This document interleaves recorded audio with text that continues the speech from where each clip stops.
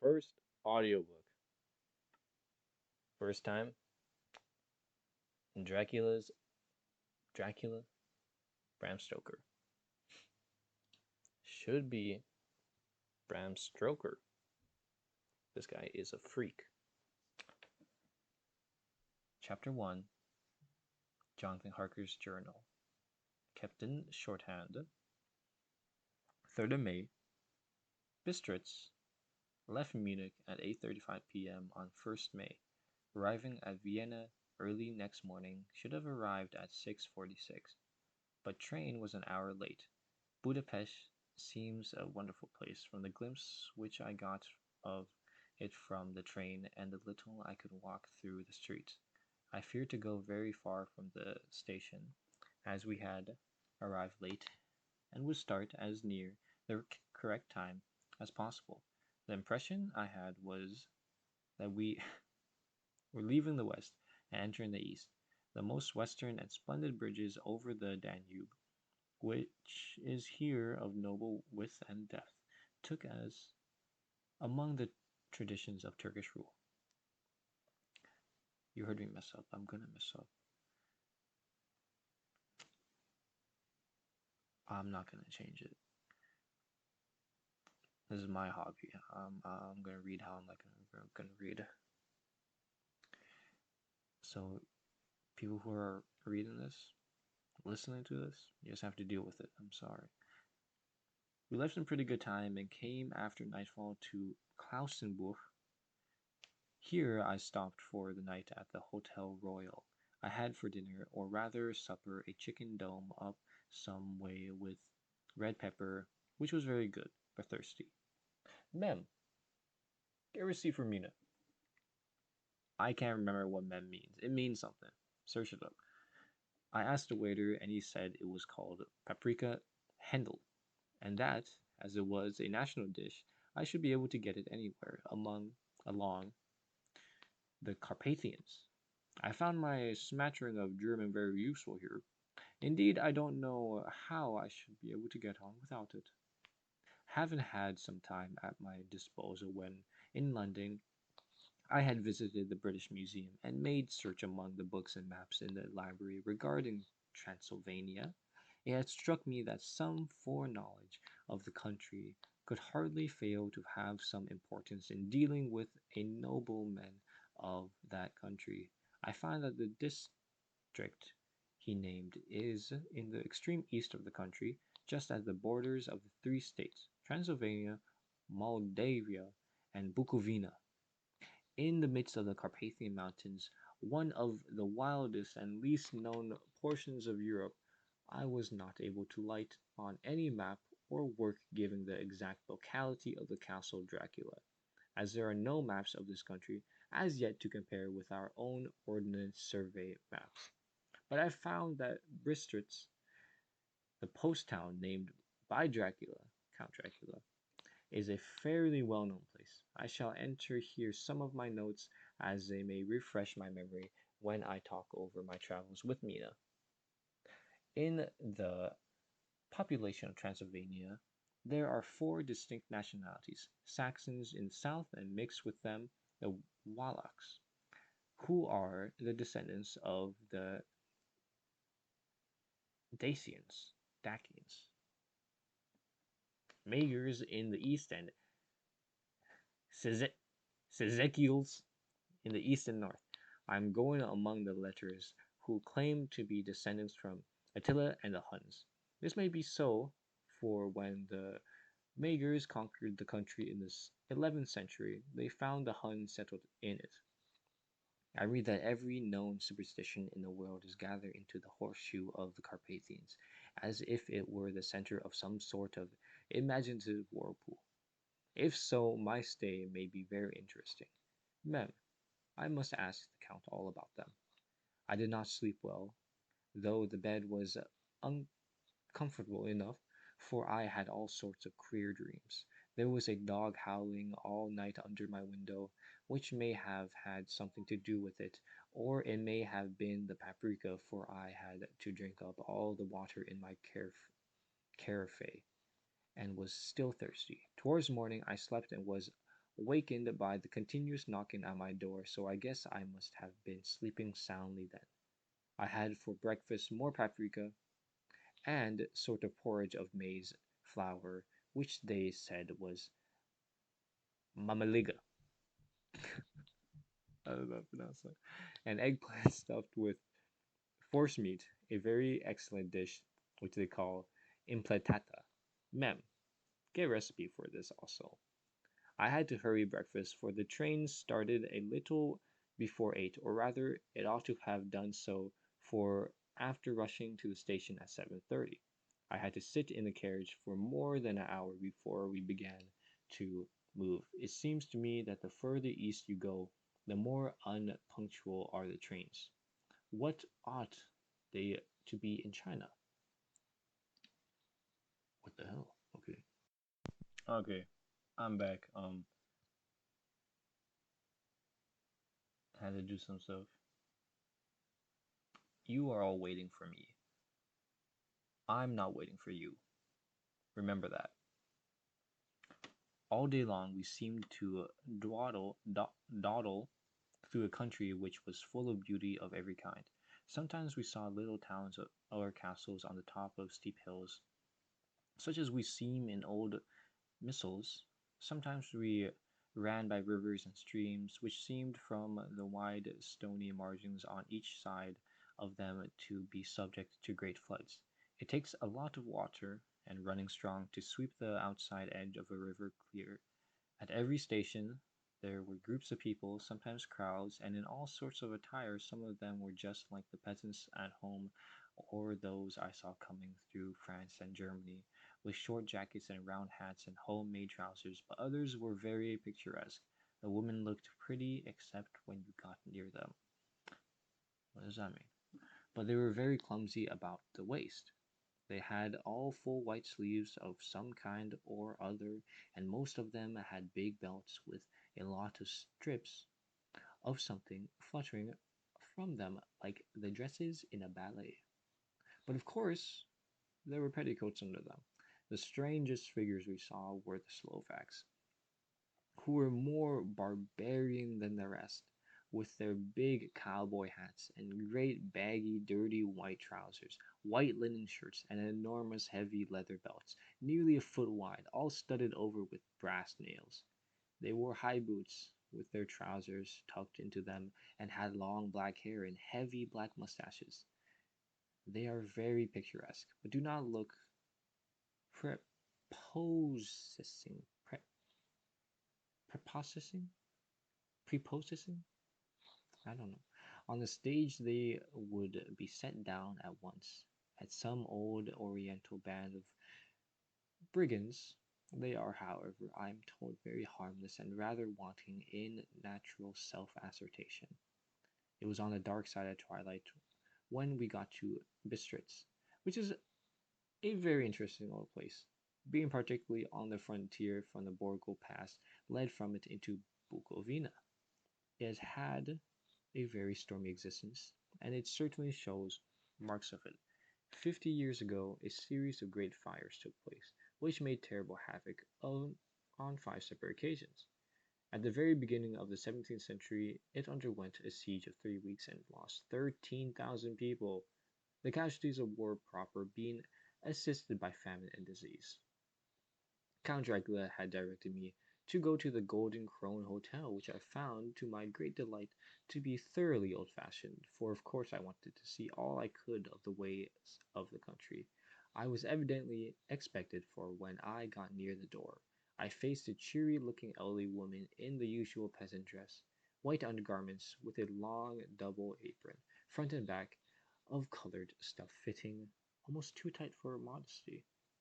When I came close, she bowed and said, "The air Englishman?" "Yes," I said. "Jonathan Harker?" She smiled and gave some message to an elderly man in white shirtless sleeves, who had followed her to the door. He went, but immediately returned with a letter. "My friend, welcome to the Carpathians. I am anxiously expecting you. Sleep well tonight. At 3 tomorrow the diligence will start for Bukovina. A place on it is kept for you. At the Borgo Pass, my carriage will await you and will bring you to me. I trust that your journey from London has been a happy one and that you will enjoy your stay in my beautiful land. Your friend, Dracula. I am not doing accents. Don't expect me to do accents. It's not going to work because I can't do accents. 4th of May. I found that my landlord had got a letter from the Count, directing him to secure the best place on the coach for me. But on making inquiries as to details, he seemed somewhat reticent, and pretended that he could not understand my German. This could not be true, because up to then he had understood it perfectly. At least he answered my questions exactly as if he did.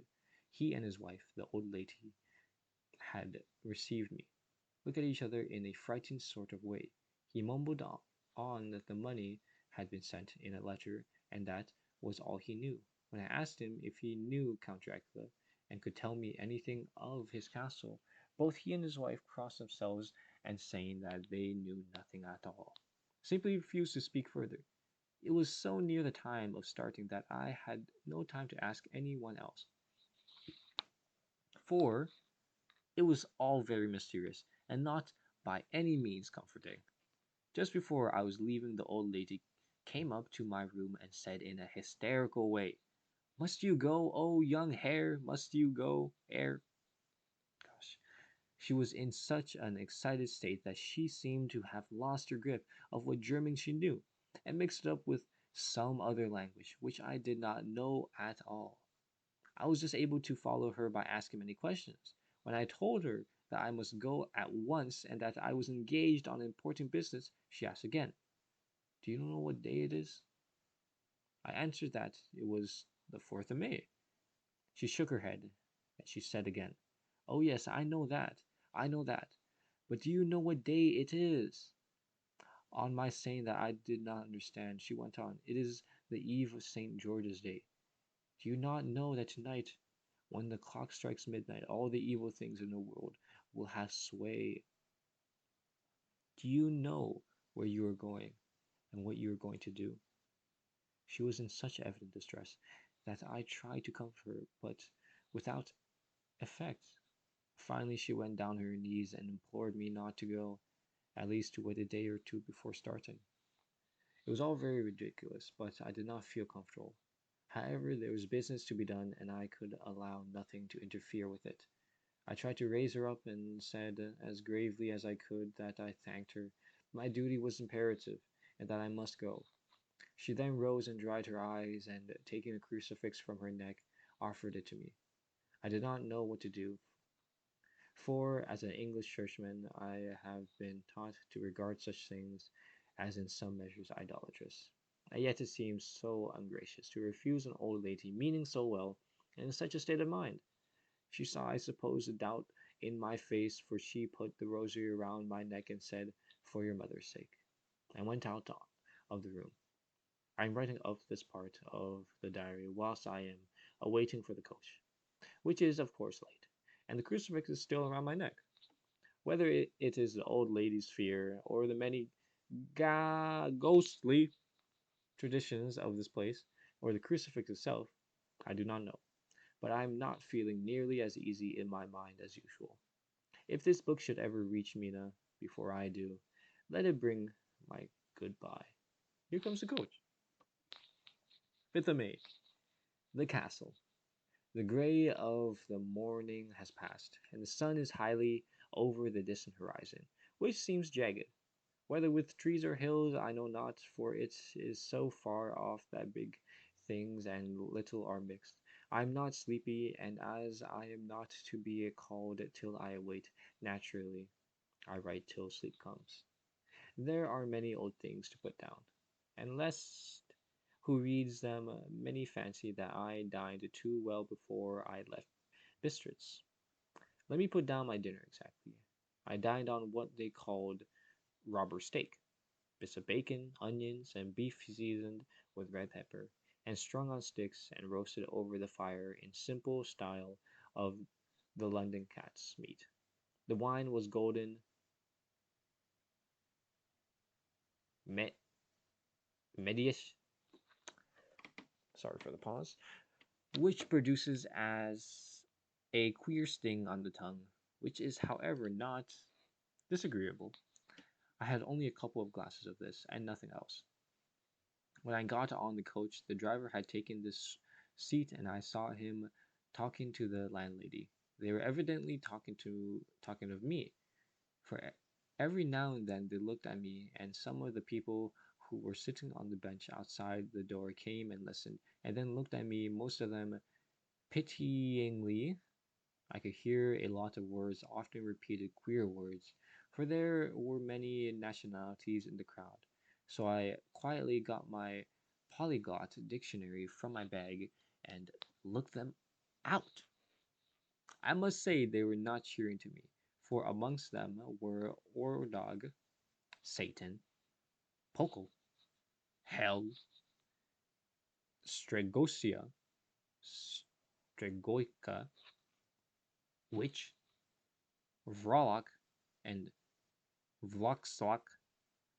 Both mean the same thing, one being Slovak and the other Servian, for something that is either werewolf or vampire.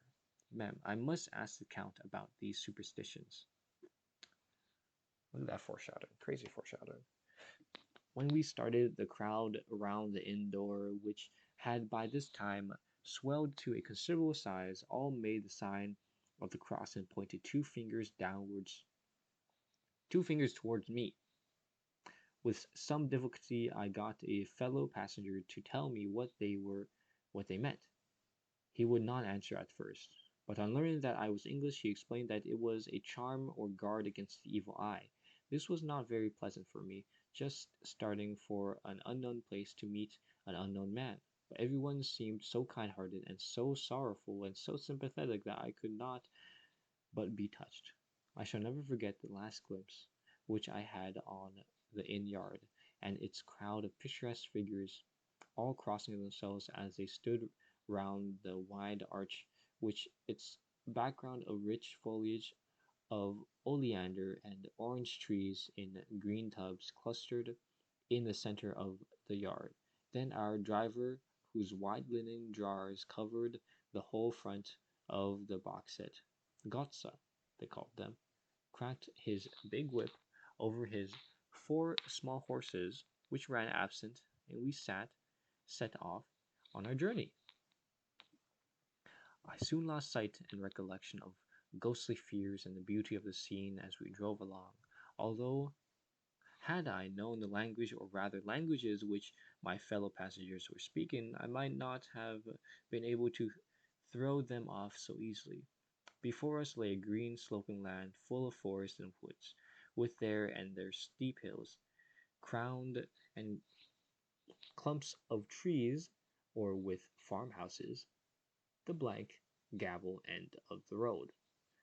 There was everywhere a bewildering mass of fruit blossoms, apple, plums, pear, cherry, and as we drove by I could see the green grass under the trees, spangled with the fallen petals in and out amongst these green hills of what they call here the Mittelland. Ran the round, losing itself as it swept around the grassy curve or was shut out by the straggling ends of pine woods which here and there ran down the hillsides like tongues of flames. The road was rugged, but still we seemed to fly over with a feverish haste. I could not understand then what the haste meant, but the driver was evidently bent on losing no time. In reaching Borgo Prund, I was told that this road is in summertime excellent, but that it had not yet been put in order after the winter snows. In this respect, it is different from the general run of roads in the Carpathians, for it is an old tradition that they are not to be kept into good order. Of old, the hospodars would not repair them, lest the Turks should think that they were preparing to bring in foreign troops and so hasten the war, which was always really at loading point. Beyond, beyond the green swelling hills of the Mittelland rose mighty slopes of forest up to the lofty steeps of the Carpathians themselves. Right and left of us they towered with the afternoon sun falling full upon them and bringing out all the glorious colors of this beautiful range, deep blue and purple, in the shadows of the peaks. Green and brown were grass and rock mingled, and an endless perspective of jagged rocks and pointed crags till these were themselves lost in the distance, where the snowy peaks rose grandly. Here and there seemed mighty rifts in the mountains, through which, as the sun began to sink, we saw now and again the white gleam of falling water. One of my companions touched my arm as we swept round the base of a hill and opened up the lofty snow-covered peaks of a mountain which seemed as we wound on our serpentine way to look right before us. Look, it's den Zich, God's seat, and he crossed himself reverently as we wound on our endless way, and the sun sank lower and lower behind us. The shadows of the evening began to creep round us. This was emphasized by the fact that the snowy mountain tops still held the sunset and seemed to glow out with a delicate, cool pink. Here and there we passed Czechs and Slovaks, all in picturesque attire, but I noticed that go- goiter was painfully prevalent. By the roadside were many crosses, and as we swept by, my companions all crossed themselves.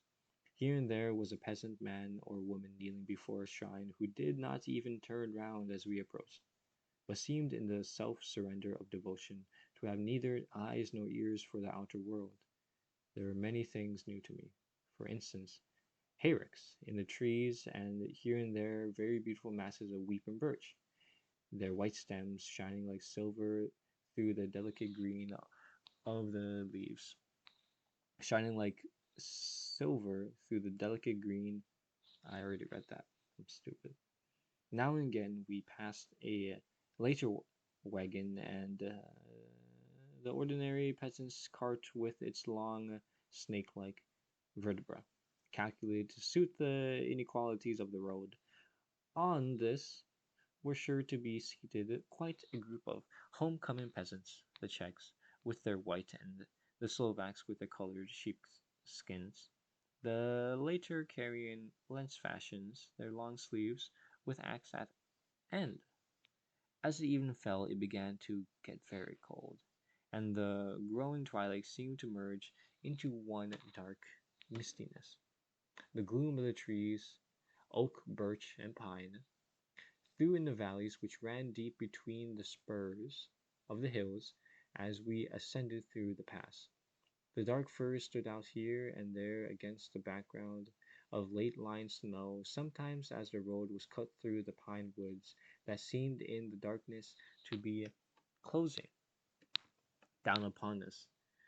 Great masses of grayness which here and there bestrewed the trees produced a peculiarly weird and solemn effect, which carried on the thoughts and grim fancies engendered earlier in the evening, when the falling sunset threw into strange relief the ghost-like clouds which amongst the Carpathians seemed to wind ceaselessly through the valleys. Sometimes the hills were so steep that despite our driver's haste and the horse could only go slowly, I wished to get down and walked up them, as we do at home, but the driver would not hear of it. No, no, he said, you must not walk here. The dogs are too fierce. And then he added, with what he evidently meant for grim pleasantries, for the for he looked round to catch the approving smile of the rest. And you may be enough of such matters before you go to sleep. The only stop he would make was a moment pause to light his lamps. When it grew darker, there seemed to be some excitement amongst the passengers, and they kept speaking to him. One after the other, as though urging him to further speed, he lashed the horses unmercifully with his long whip, and with cries of encouragement urged them on to further exertions.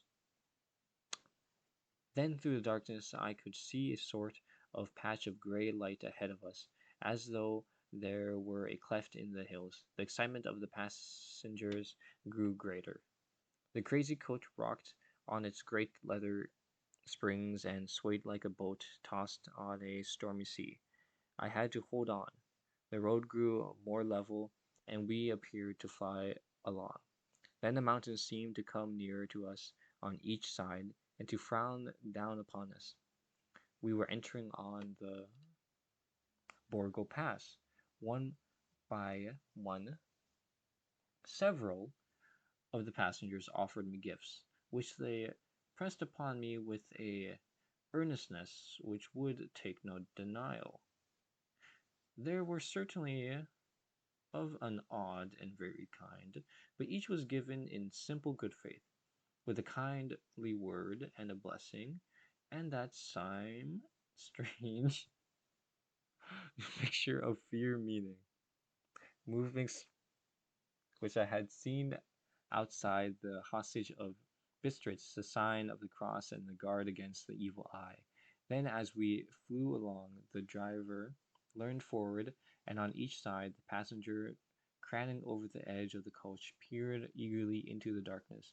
It was evident that something was exciting, was either happening or expected, but through I asked each passenger, and no one would give me the slightest explanation. This state of excitement kept on for some little time, and at last we saw before us the pass. Opening out of the eastern side, there were dark, rolling clouds overhead, and in the air heavy, oppressive sense of thunder. It seemed as though the mountain range had separated two atmospheres, and that now we had got into the thunderous one. I was now myself looking out for the conveyance which was to take me to the Count. Each moment I expected to see the glare of lamps through the blackness, but all was dark. The only light was the flickering rays of our own lamps, in which the stream from our hard-driven horses rose in a white cloud. We could see now the sandy road lying white before us, but there was on it no sign of a vehicle. The passengers drew back with a sign of gladness which seemed to mock my own disappointment. I was already thinking what I had best do, when the driver, looking at his watch, said to the other something which I could hardly hear. It was spoken so quietly and in so low a tone, I thought it was an hour less than the time. Then, turning to me, the spoke in German worse than my own. There is no carriage here. The air is not expecting after all. We will now come on to Bukovina and return tomorrow, or the next day, better the next day. Whilst he was speaking, the horses began to neigh and snout and plunge wildly, so that the driver had to hold them up. Then, amongst a chorus of screams from the peasants and the universal crossing of themselves, a caleche with 4 horses drove up behind us, overtook us, and drew up beside the coach. I could see from the flash of our lamps as the rays fell on them that the horses were coal black and splendid animals. They were driven by a tall man with a long brown beard and a great black hat, which seemed to hide his face from us. I could only see the gleam of a pair of very bright eyes, which seemed red in the lamplight, as he turned to us. He said to the driver, "You are early tonight, my friend." The man stammered in reply. The English air was in a hurry, to which the stranger replied, "That is why I suppose you wished him to go on to Bukovina. You cannot deceive me, my friend. I know too much, and my horses are swift." As he spoke he smiled, and the lamplight fell on a hard-looking mouth, with very red lips and sharp-looking teeth, as white as ivory. One of the companions whispered to another the line from Burger's Lenore: Den die Toten reiten schnell, for the dead travels fast. The strange driver evidently heard the words, for he looked up with a gleaming smile. The passengers turned his face away at the same time, putting out his two fingers and crossing themselves.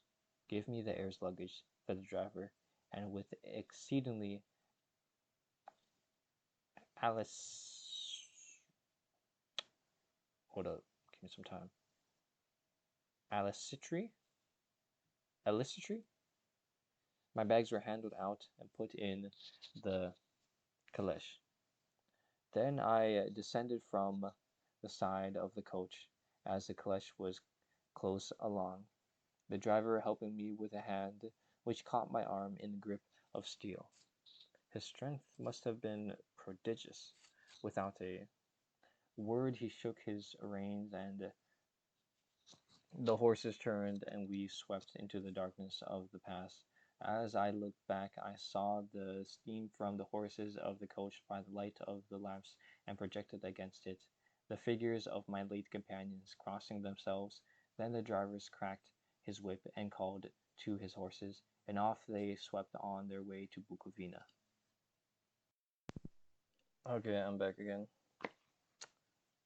Like I said, I got stuff to do. You're waiting for me. You're waiting for me.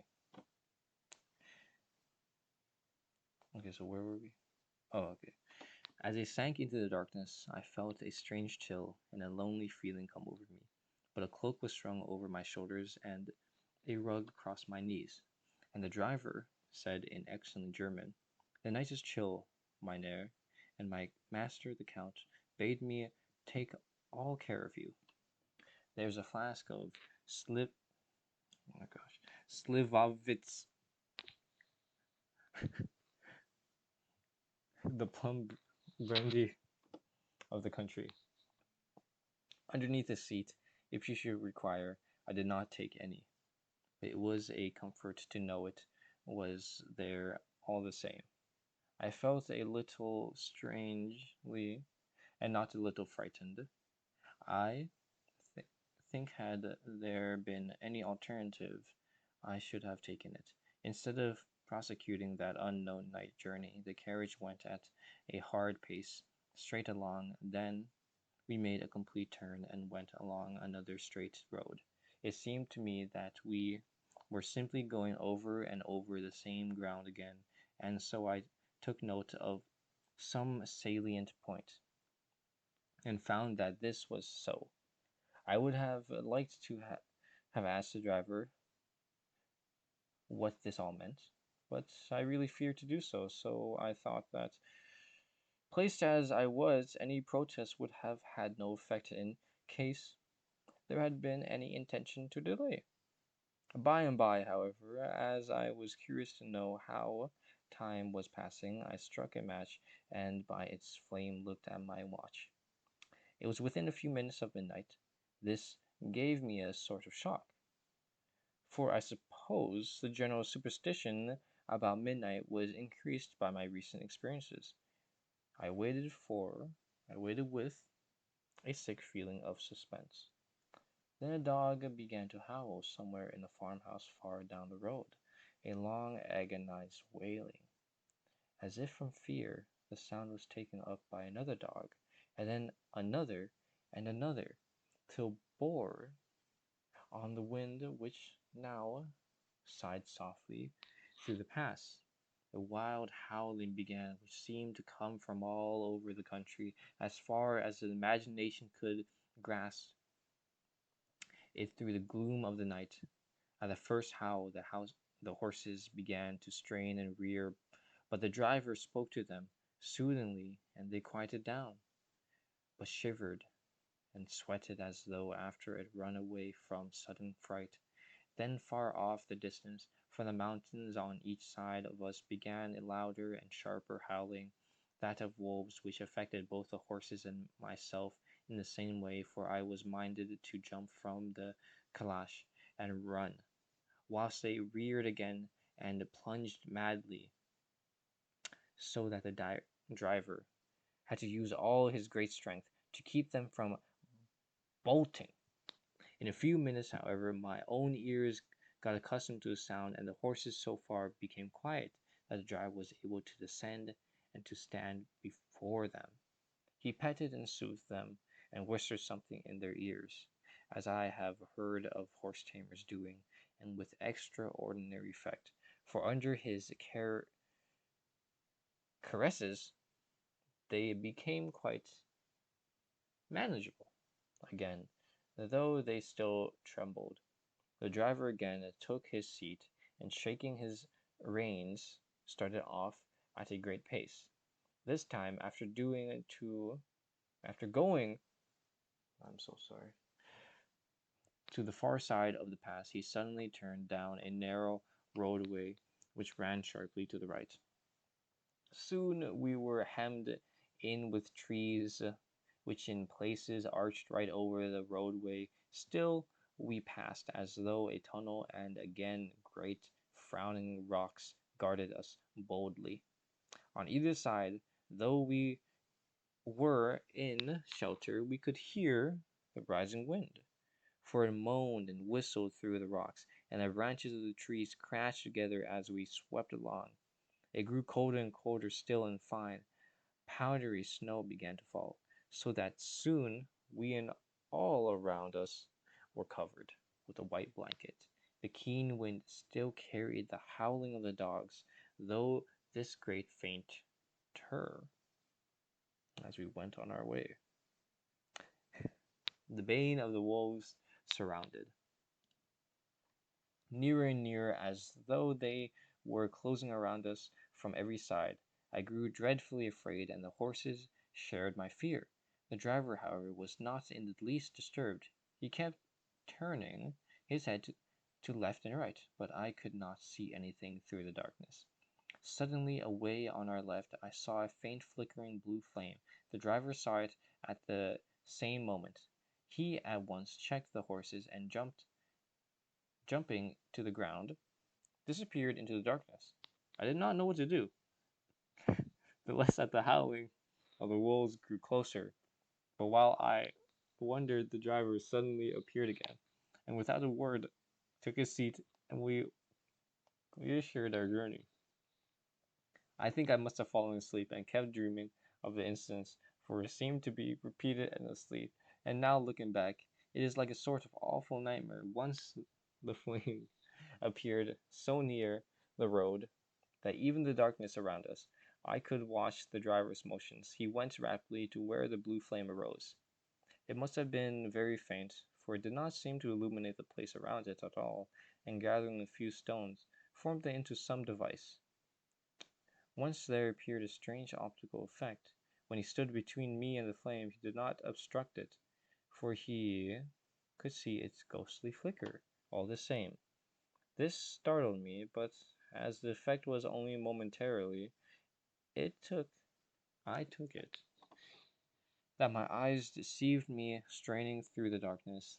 Then for a time there were no blue flames, and we sped outwards through the gloom, with the howling of the wolves around us, as though they were following in a moving circle. At least there came a time when the driver went further afield than he had yet gone, and during the absence the horses began to tremble worse than ever, and to snort and scream with fright. I could not see any cause for it, for the howling of the wolves had ceased altogether, but just then the moon, sailing through the black clouds, appeared behind the jagged crest of a beetling, pine-clad rock, and by its light I saw around us a ring of wolves, with white teeth and rolling red tongues, with long sinew limbs and shaggy hair. They were 100 times more terrible in the grim silence which held them than even when they howled. For myself, I felt a sort of paralysis of fear. It's only when a man feels himself face to face with such horrors that he can understand their true import.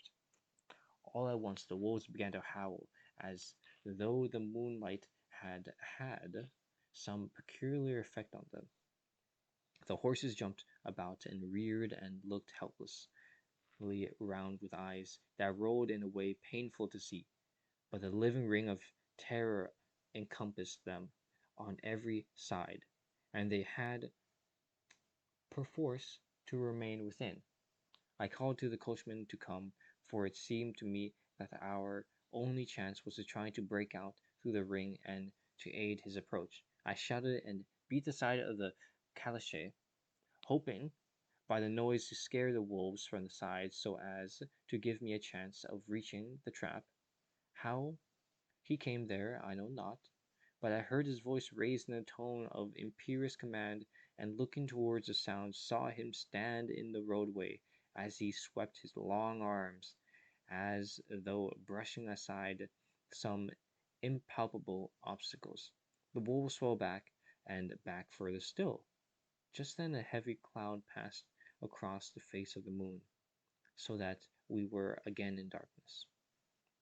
When I could see again, the driver was climbing into the calash, and the wolves disappeared. This was all so strange and uncanny that a dreadful fear came upon me, and I was afraid to speak or move.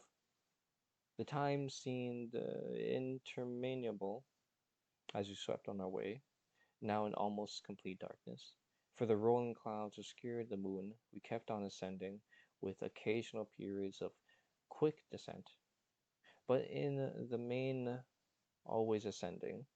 Suddenly I became conscious of the fact that the driver was in fact of pulling up the horses in the courtyard of a vast ruined castle, from whose tall black windows came no ray of light, and whose broken battlements showed a jagged line against the moonlight sky.